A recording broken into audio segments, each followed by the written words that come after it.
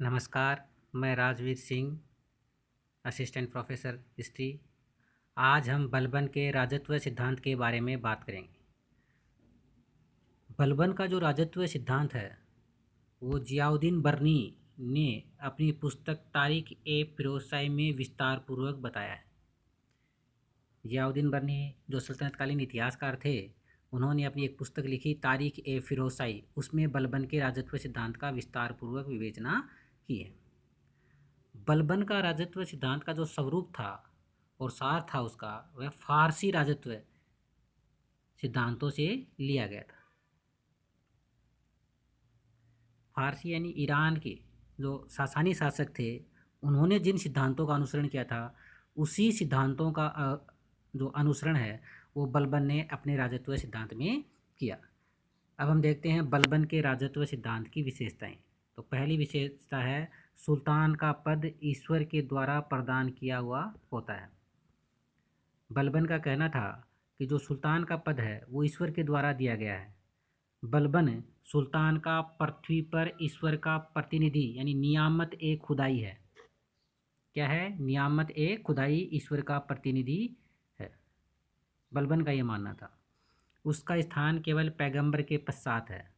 सुल्तान को कार्य करने की प्रेरणा और शक्ति ईश्वर से प्राप्त होती है। इस कारण जनसाधारण व सामंतों को उसके कार्यों की आलोचना करने का अधिकार नहीं है। बलबन का कहना था, भाई जो सुल्तान है वो पृथ्वी पर ईश्वर का प्रतिनिधि है। जो ईश्वर आदेश देता है उनकी पालना कौन कर रहा है? सुल्तान कर रहा है।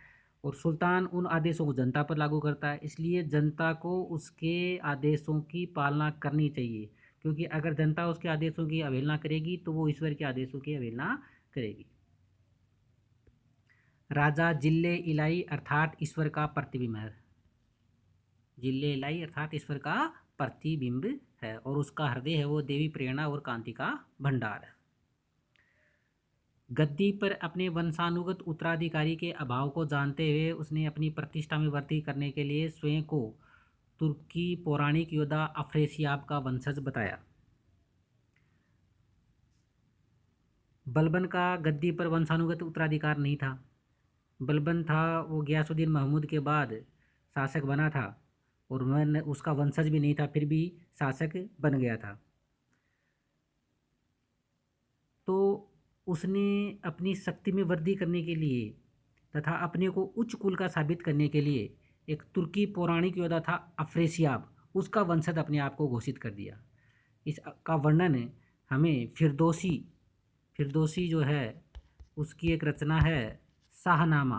फिरदौसी ने एक लिखी थी, शाहनामा नामक रचना लिखी थी, उसमें इसके बारे में उल्लेख किया गया है। वह अपने शब्दों व कार्यों में निरंतर सुल्तान की पवित्रता पर बल देता था। संभवतः उसका कारण यह था कि वह दासता से मुक्त नहीं किया गया था। निरंतर सुल्तान की पवित्रता और अपने आप को उच्च कुलकार, ये सब साबित करने के पीछे उसका मुख्य उद्देश्य क्या हो सकता है? तो ये मान सकते हैं कि वह उस समय तक दासता से मुक्त नहीं हुआ था। और जो जो मुस्लिम कानून है उसके अनुसार जो दासता से मुक्त नहीं होता है वो सुल्तान नहीं बन सकता। तो वो कानूनी रूप से अयोग्य था। इस कारण उसने क्या है, देवी आवरण ओढ़ लिया कि मैं तो ईश्वर का पैगंबर हूँ और उसके आदेशों का अनुसरण कर रहा हूँ। इसी कारण उसने देवी दावते की आड़ ली थी। बलबन राजा के कर्तव्यों के संबंध में जो विचार रखता था वह उसकी वसीयतों या वसायों से प्राप्त होती है।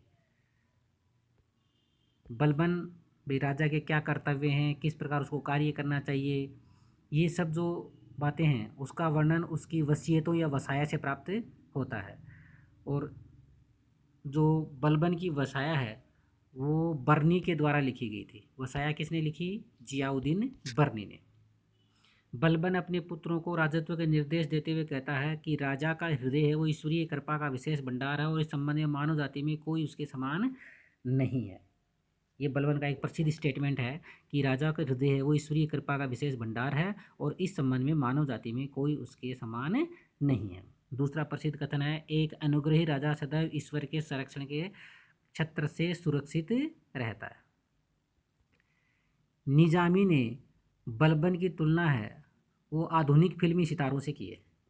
निजामी ने कहा कि बलबन एक उत्तम अभिनेता था और अपने दर्शकों को आधुनिक फिल्मी सितारों की भांति मंत्रमुग्ध रखता था। ये निजामी का प्रसिद्ध स्टेटमेंट है बलबन के लिए। अगला जो इसके राजत्व सिद्धांत में आता है वो है सुल्तान का निरंकुश होना। बलबनी का ये मानना था कि सुल्तान को निरंकुश होना चाहिए, उस पर किसी प्रकार का कोई नियंत्रण नहीं होना चाहिए। अपने पुत्र बुगरा खां से बलबन ने कहा था कि सुल्तान का पद निरंकुशता का सजीव प्रतीक है।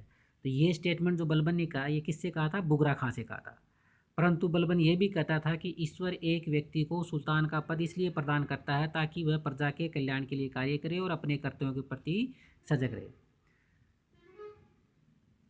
बलबन सुल्तान के पद को निरंकुश तो मानता है, लेकिन वह ये भी साथ साथ जोड़ देता है कि राजा को हमेशा प्रजा के कल्याण के लिए कार्य करना चाहिए और अपने कर्तव्यों का प्रति सजग ही रहना चाहिए, तभी वह जनता पर राज कर सकेगा।